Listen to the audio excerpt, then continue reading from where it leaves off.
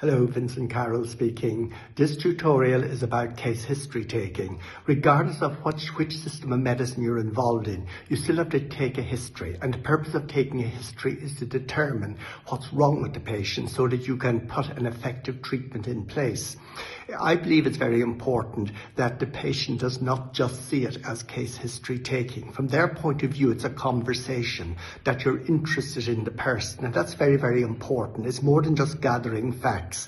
And although you may give the appearance of having a sociable conversation with the patient, nonetheless, each question has a purpose. It's very much a therapeutic interview, but the patient must be of the opinion that there's a conversation happening rather than just questions being fired bullet-like at the patient themselves. That way they'll feel more relaxed, they'll open up, and you never know what extra bit of information you discover. But the starting point for any interview, regardless of system of medicine, is the presenting complaint. So the person may very well say, I've got a headache, I've got digestive issues. And then you have to explore the presenting complaint. And I like to describe that as the history of the presenting complaint. So for example, if a person has a headache, you'll want to know where is it? You'll want to know what are its exacerbating factors. You'll want to know what are its remitting factors. You'll want to know how long the headache has been there.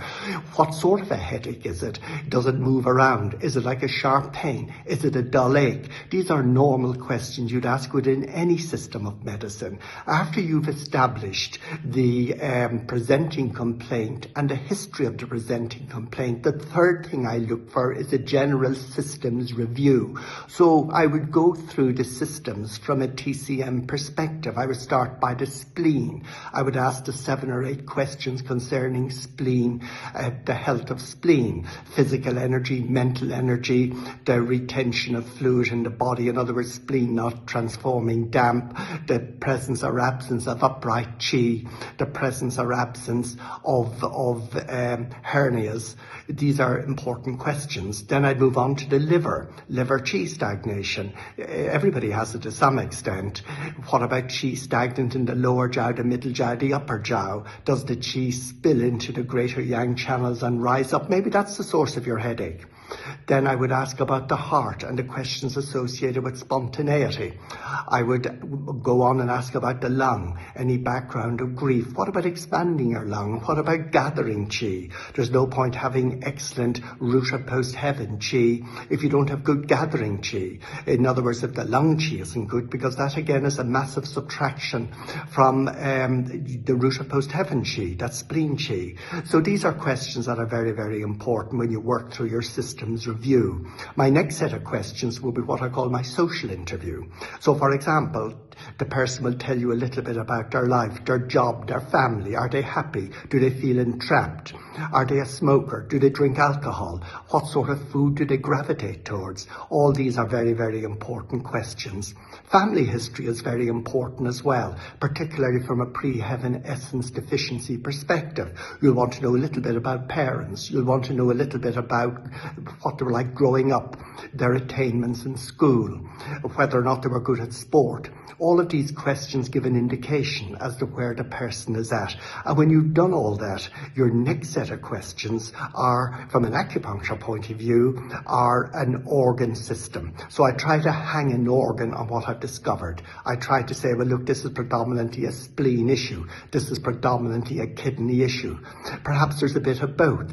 From a Western medical perspective, mixed pathology is very common, particularly the older we get. Go into any geriatric home and you'll find people with many different mixed pathologies, whereas a young person presenting might present with his frozen shoulder following a fall and nothing else. So the older we get, the more, I suppose, pathology we accumulate. So you might very well find mixed pathology, liver invading spleen, for example, are 2 major organs that have mixed pathology. Perhaps liver invading spleen brain has now progressed onwards to kidney yang-qi deficiency. So those are 3 organs, acupuncture organs, that are involved. But one way or the other, I find it extremely helpful to use the 8 principles at this stage, just as a review, to ask myself, is this a condition of excess or a condition of deficiency? And of course it may be both.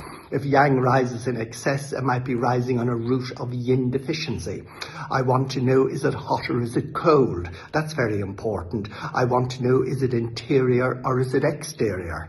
And stuff that presents, pathology that presents from an exterior point of view, say like skin issues, may very well be interior, heat in the blood, for example. So all is not necessary as it seems. So you need to have an inquiring mind and a deep knowledge of acupuncture to elucidate what the likely issues are. And then, is it yin or is it yang? In other words, if it's yang rising, is it just yang rising by itself? Or is yang consuming yin? Or did yin collapse to allow yang to rise? These are questions that you must ask. And if yang is rising, on what channels? And if yang is rising, how is it affecting the pathology? Is it from the neck up? If it's in the stomach channel, perhaps you've got temporal mandibular joint pain or trigeminal neuralgia. If from a Western perspective, if it is in the gallbladder channel, perhaps you've tinnitus, perhaps you've migraine. If it's in either channel, perhaps you've dry, itchy, scratchy eyes or an itchy, scratchy scalp. All of these are important questions that you must ask.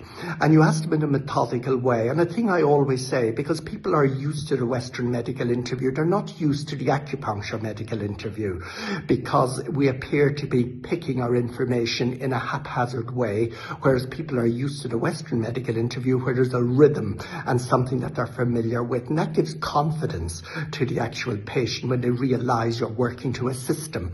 So I regularly say to patients, now my next question is a connected question to my last question. And the reason why I'm asking you this question, in other words, they know you're working to a method. They know you're working for the purpose of finding out what's wrong with them on a very, very well-worn pathway.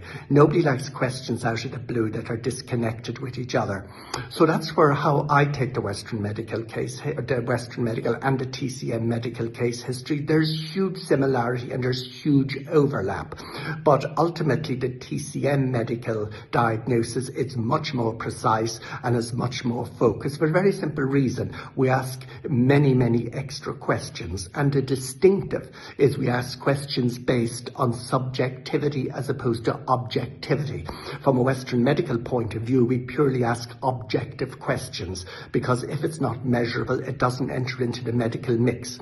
From an acupuncture point of view, of course we ask those questions, but we also have subjectivity. Do you feel a sense of oppression in your chest? Do you have a bloated feeling in your lower abdomen? In other words, questions based upon perception that are highly subjective. Of course, the trouble is when you add subjectivity into a medical mix, you might add bias as well.